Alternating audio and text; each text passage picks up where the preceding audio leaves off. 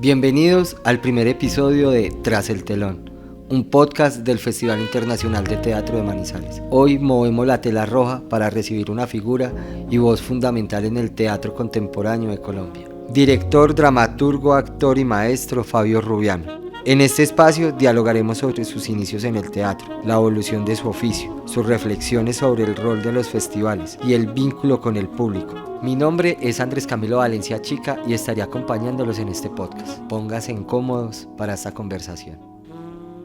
Hola Fabio, ¿cómo estás? Sí, hermano. Un gustazo tenerte por acá. Oh, es mío. ¿Qué tal el viaje?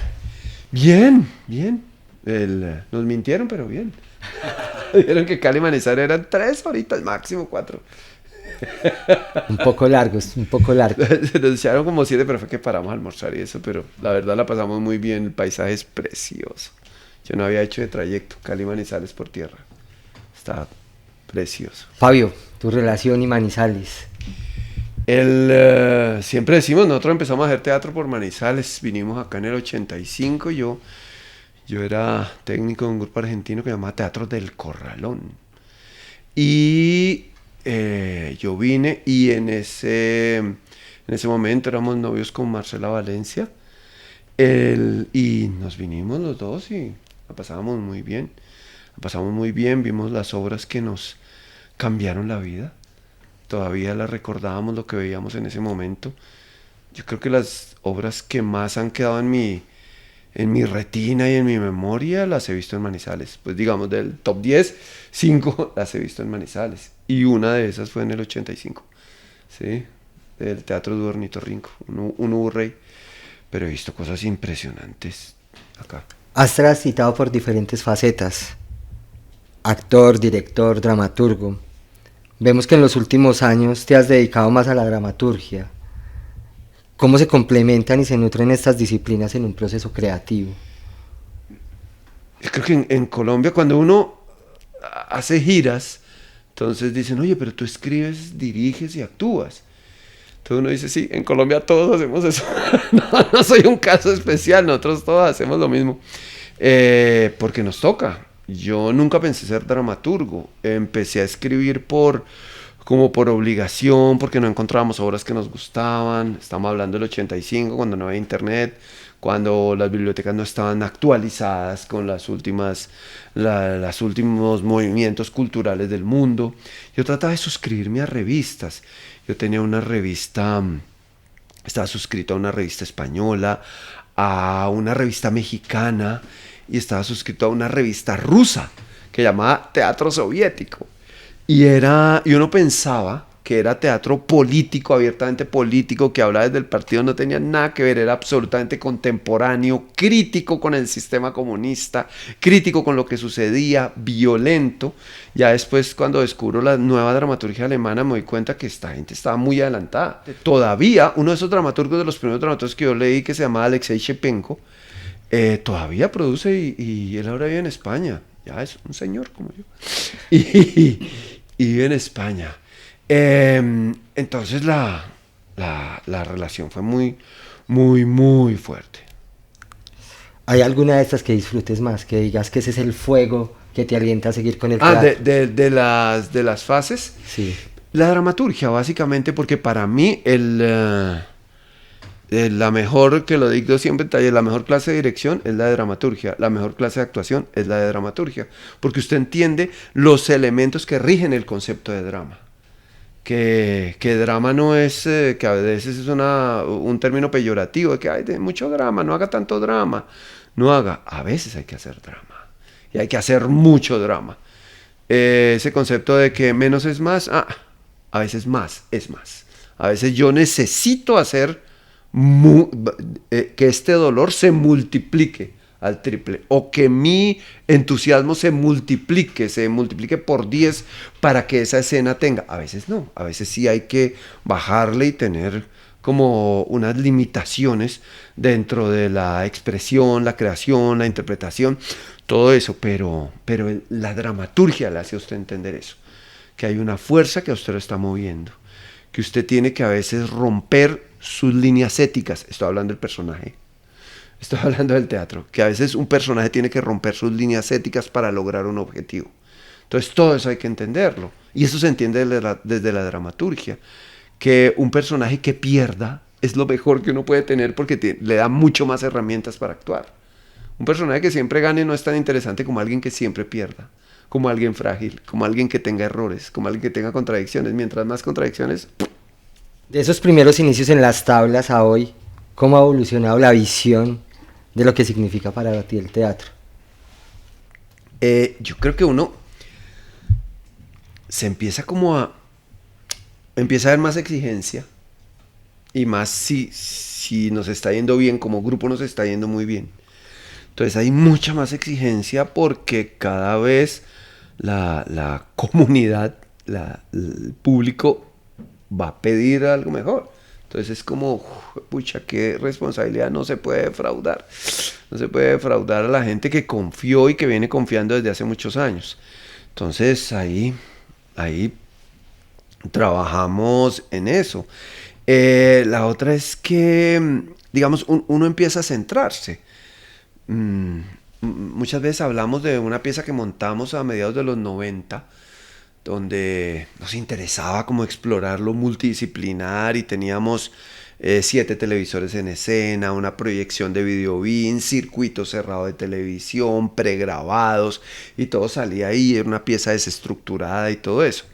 Cuando yo cuento eso, entonces tengan en cuenta que en ese momento no existía el Bluetooth, no existía el Wi-Fi, todas las transmisiones se hacían con cable, entonces eran 200 metros de cable para que fueran desde el VHS, donde metíamos los pregrabados y pasaba por cable y llegaba a un splitter que lo distribuía entre los 7 televisores, que el chico que tenía un televisor en la espalda y en el cual se veía la imagen de una chica que estaba hablando ahí en circuito cerrado, iba con cable. Entonces, digamos, todo ese elemento multidisciplinar análogo nos interesaba, la obra se llenó, tuvimos una temporada súper exitosa, el título era súper contemporáneo, se llamaba Hienas, Chacales y otros animales carnívoros. Era una loquera muy, muy interesante que nos gustó mucho, pero después de eso dijimos, mejor contemos una historia normal. Y a partir de ahí nos interesa contar una historia. Contar una historia. Vimos, esto nos encantó, nos fue muy bien, al público le gustó. Estamos conectados, pero nos quita mucho tiempo para contar historias. Tanta tecnología nos quita tiempo para contar historias. Entonces, ¿no? Decidimos hacerlo de otra manera y buscar las nuevas formas de comunicación a partir de los elementos teatrales. Precisamente sobre eso vamos a conversar un poco, sobre lo que es el arte más antiguo del mundo y cómo el teatro se enfrenta ahora y se acopla a este mundo actual y a sus desafíos. El teatro tiene una particularidad y es que no ha cambiado desde sus orígenes. Sigue siendo básicamente lo mismo, con muchas variaciones. Hay unos actores y actrices que actúan acá y hay un público que lo ve. Claro, existe el performance, existe relación con el público, existen los happenings, existe lo multimedial, existen relaciones con otra organicidad, de otra manera, pero básicamente es lo mismo. El teatro siempre habla de su época, así no hable de su época. Si en este momento yo viviera en Gaza, por ejemplo, y estuviera haciendo comedia, en la mitad de los escombros, eso hablaría también de mi momento histórico. Porque dice, en medio de los bombardeos, esa gente estaba haciendo comedia. Aplausos para ellos porque le llevaban un poquito de alegría a una población que estaba destruida. Entonces, no necesariamente el tema, lo que yo escriba, tiene que hablar especialmente de la realidad. Lo que yo haga como artista necesariamente va a estar inscrito dentro de un contexto y va a hablar de su realidad. Yo creo que eso es algo que nos ha conectado siempre con Teatro Petra, la forma de contar sus historias y esas realidades que nos tocan, nos hacen reír en su momento, pero siempre nos deja con ese interrogante que a menudo pasa en nuestro país.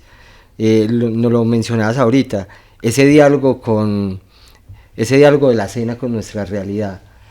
Eso precisamente es lo que estabas hablando. Sí, es muy fuerte. Pues a veces se siente como Sí, como si fuera una marca o una obligación.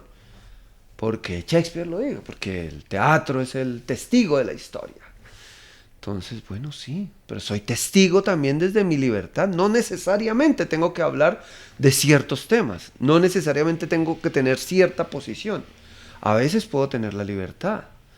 Sí, tú dices ahora el arte más antiguo del mundo. Puede que sí, pero puede que no. Uno dice la música existía como los pájaros, el viento, las aves, el rumor, las piedras chocándose, eso ya generaba cosas musicales, el caminar sobre, el correr cuando lo perseguía un dinosaurio, eso debería generar ciertas músicas. Eso como que existía y la gente lo va haciendo, pero el teatro, no dice, el teatro sí fue un invento.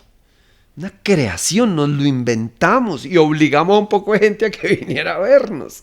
Y empezamos a generar esa dependencia. Y a mí eso me parece todavía mucho mejor, porque nos inventamos, pues nuestros antepasados y antepasadas se inventaron eso. Y empezó a darse ese tipo de relación a partir de los rituales o de lo religioso, de lo mítico, de las adoraciones. Empezó a darse eso y se inventó eso. Para mí eso es importante. Si uno utiliza la frase es que el teatro tiene que hablar de su época, y entonces comunidades primitivas que hacían la danza del sol, entonces que no estaban hablando de sus problemas sociales, estaban, claro, se estaban relacionando con lo que ellos consideraban que era lo más sagrado en ese momento, como lo más importante. Los festivales de teatro son como el eje de esa esencia, ¿no es cierto? Desde esa perspectiva como creador, que ha participado en innumerables festivales alrededor del mundo, ¿cuál es la importancia de eventos como el Festival Internacional de Teatro para la salud del ecosistema teatral en Iberoamérica? Los festivales tienen una particularidad, y es que, y sobre todo en ciudades como Manizales y Bogotá, que son ciudades aparentemente frías, frías, lluviosas, digamos, no tenemos esa característica de andar con poquita ropa, andamos medio abrigados, sí, no tenemos como esa sensación de ser tan festivos, pero sí lo somos. Entonces, este tipo de eventos lo que hacen es generar comunidad. ¿Qué es lo que construye una sociedad? La comunidad. Que nos reunamos a hablar en cafeterías, que nos reunamos para comer, que nos reunamos para hacer proyectos, que nos reunamos para hacer empresa, que nos juntemos para bailar, que nos juntemos para disfrutar, que nos juntemos para juntarnos. Eso es lo que construye la sociedad. Juntarnos para hacer cosas juntos, eso es lo que construye. Y el teatro tiene eso. Una obra de teatro aglutina gente alrededor de eso. Que la obra sea buena o mala, no importa. La gente se aglutinó. Y un festival es como, como muchas obras atrayendo al público. Y uno ve cómo cambia la sociedad, cómo respira una ciudad cuando hay un evento cultural. Piense en un concierto, ya sea de Sepultura, me fui muy atrás, ya sea un concierto de hardcore, de metal o de música clásica, de lo que sea, de ska, de lo que sea. La gente que está haciendo está parchada, disfrutando algo en grupo. Y yo estoy aquí brincando o viendo una obra de teatro y no me importa si este man es de un partido político y yo de otro, y esta vieja tiene un pensamiento diferente al mío. Estamos unidos y de eso se trata, de crear la sociedad. Ahora, si uno tiene que ponerse serio, sí, es construcción de la cultura, construcción de referentes culturales, mecanismos narrativos para contarnos a nosotros mismos, para expresarnos, esas cosas, pues ya viene. Pero a mí me importa lo otro, es juntar un parche, crear parche. Bueno. ¿Cuál es ese mayor desafío que enfrentan hoy los festivales? Pues siempre lo que uno quiere cuando hace teatro es ver el teatro lleno. No siempre que el teatro esté lleno. Claro, que guste la obra. Que guste o que disguste tanto que la gente quiera verla. Tener llenas las salas, eso ahí, creo que es el mayor reto. Ahora, nosotros tenemos unas particularidades acá en América Latina, y es que nuestros grupos creativos generan corrientes de pensamiento. porque son grupos que trabajan durante mucho tiempo. O sea, son combos que se reúnen durante meses a hacer investigaciones, a montar, a escribir, a dirigir, a girar. Entonces se crean corrientes de pensamiento. Digamos, en sistemas europeos es muy difícil que eso suceda porque están como mucho más institucionalizadas las cosas.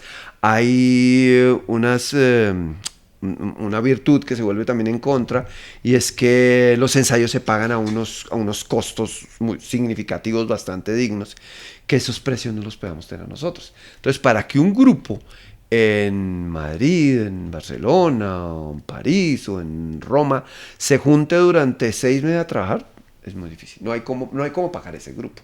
Entonces, por eso se juntan muy rápido, montan muy rápido, giran muy rápido, y el proceso se acaba. Nosotros sí giramos y seguimos con las obras y las volvemos a montar y pagamos dignamente, pero y generamos como lenguajes, corrientes de pensamiento. Nos falta es como escribir todo eso, escribir nuestros procesos, llevar nuestras bitácoras. Eso nos hace falta para también tener nuestro propio material. En las regiones se están gestando nuevos festivales. ¿Qué consejo le darías a esos grupos y compañías que están iniciando en ese mundo de los festivales? En Colombia hay más de 200 festivales de artes escénicas. Festivales pequeñitos. Yo creo que lo que se tienen que generar son redes. No soy yo el que lo diga, ya existen redes. Existen redes en el Oriente Antioqueño, en Zona Cafetera, existen redes. Y creo que es lo que se necesita crear para empezar a circular más fácil. Si hay una cosa difícil en Colombia es circular al interior del país. Es muy difícil que para nosotros es muy difícil hacer una gira nacional. A veces es más fácil girar en España, en Brasil, en México, en Francia es más fácil girar porque sí hay sistemas de distribución. Entonces ahí hay unos esquemas de distribución. Nosotros en Colombia no tenemos sistemas de distribución y es entendible por las condiciones, por varias razones. Pero los festivales creo que son los llamados a salvar eso. Entonces, si estamos Manizales, Chinchina, Medellín, si se generan redes, si estamos más o menos en ciertos tiempos, uno podría como grupo hacer unas giras muy interesantes dentro de unos rangos de tiempo. Eso sería muy, muy, muy, muy, muy, muy importante y ayudaría a que todo el movimiento teatral crezca, porque nos empezaríamos a ver más, empezaríamos a conocer más. Seríamos menos independientes eso de que este festival es más importante que este, no, se generarían esas redes, que eso es vital para todo nuestro ecosistema de artes escénicas. Fabio, como iniciamos esta conversación, tú y tu relación con el Festival de Teatro de Manizales, es casi un ritual, ¿no es cierto?, que verlo a usted y a su compañía acá en Manizales.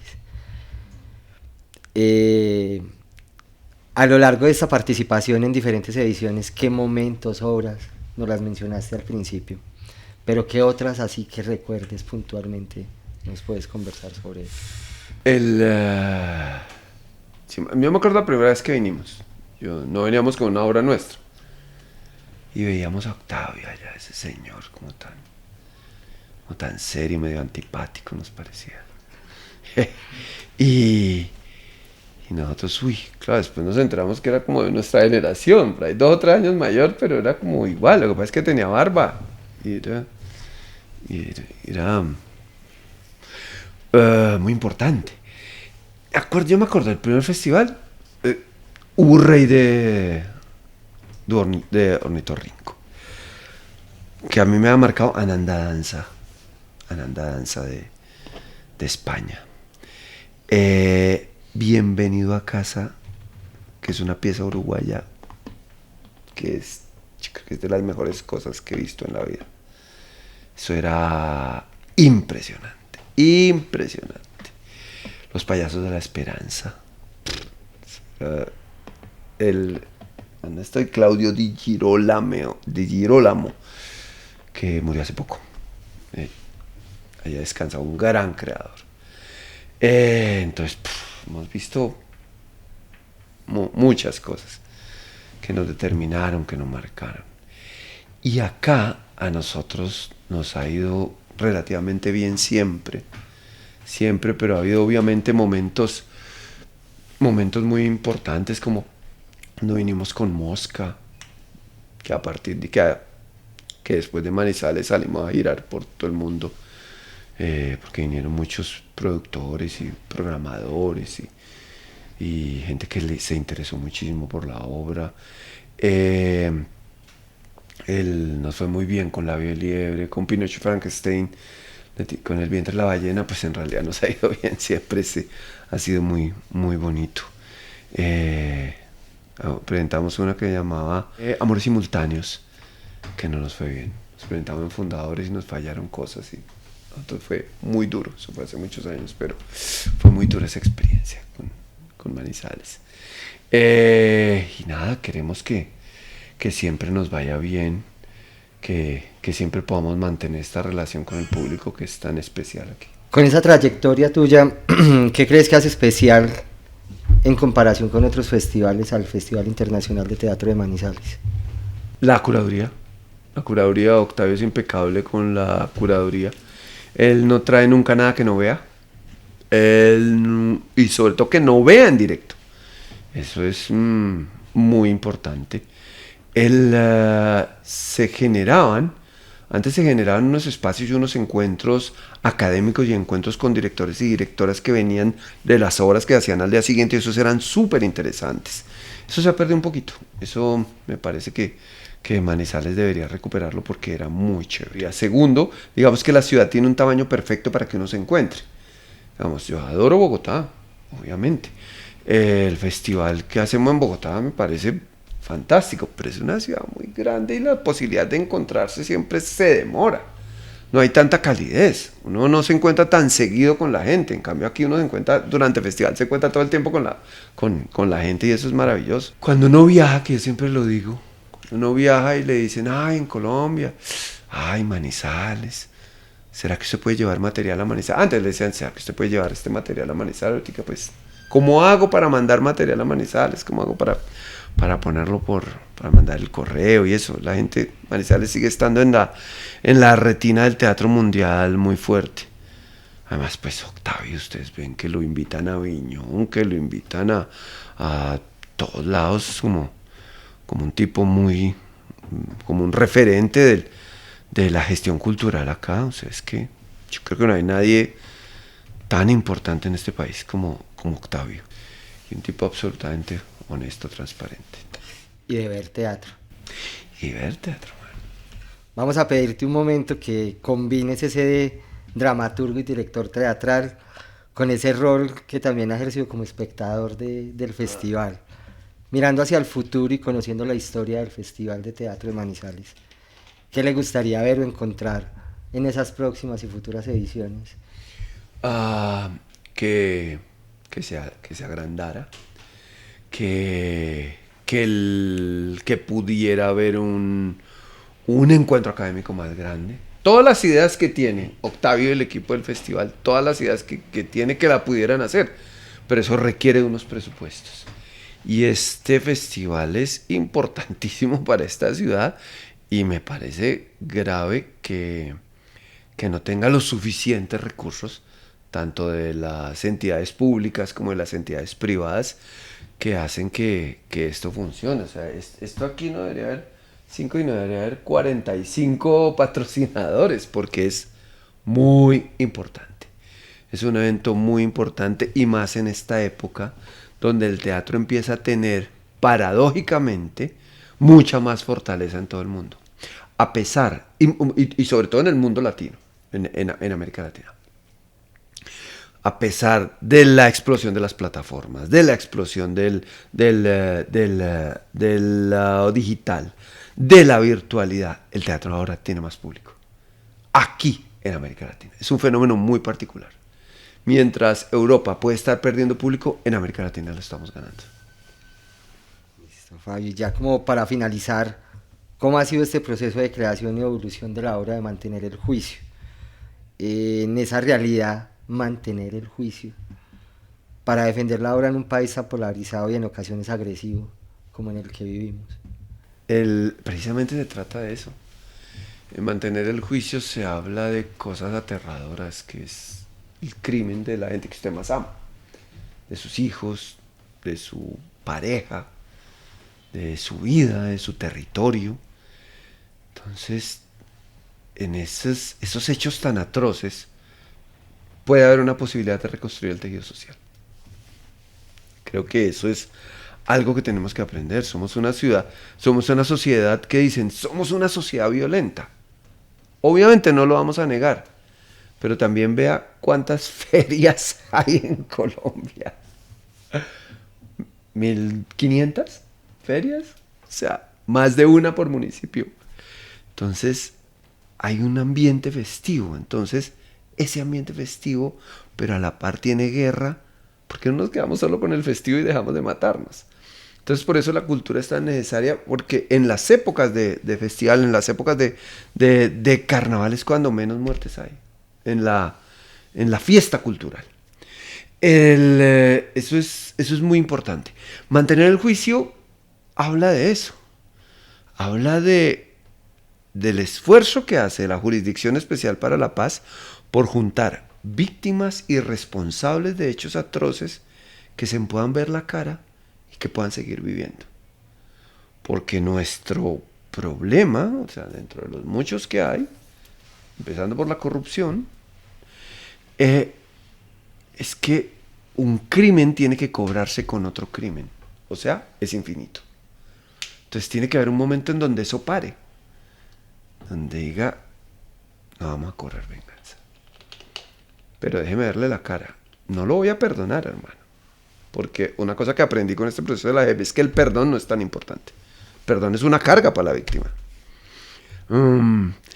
Entonces, puede haber perdón, sí. Pero es como, listo, usted me hizo esta cosa atroz. Usted destruyó mi vida. Siga su vida, no lo va a hacer nada. Vamos a seguir viviendo en sociedad. Deje de hacerlo. Paremos esta vaina. Si no, nunca vamos a parar. De eso hablo mantener el juicio, por eso ese nombre como ambiguo, porque es el juicio que se le hace tanto a miembros de la guerrilla de las FARC como a miembros del ejército por crímenes cometidos atroces cometidos hasta 2016. Se habla específicamente de eso, se habla específicamente de ese tipo de cosas y cómo se encuentra gente que es imposible que se hubiera encontrado. En una función que hicimos para unos delegados internacionales decían, ¿eso fue verdad? Yo le dije, es verdad, en este momento está sucediendo. Dice, en Uruguay eso es impensable. Me decía un uruguayo. En Uruguay eso es impensable. Creo que ha habido intentos, pero así como acá, donde uno de esas audiencias donde se ven cara a cara, eso es muy, muy, muy emocionante por la fortaleza dramática que tiene eso y porque después de eso se puede vivir y hay un descargue, y se quita un peso. El dolor no se va a quitar nunca por la muerte de un familiar, pero se quita el peso del odio, sé la verdad, se quita la incertidumbre y ya, se pasa la página. Y un consejo de Fabio Rubiano para mantener el juicio en esta vida diaria. Vean teatro. Fabio, un gustazo conversar con vos. Muchas gracias. Te veo desde hace varios años acá en Manizales. He seguido fuertemente tu trabajo y estar hoy acá conversando contigo en este inicio de Tras el Telón es maravilloso. Muchas gracias a ustedes. Gracias, bacán. Muchas gracias.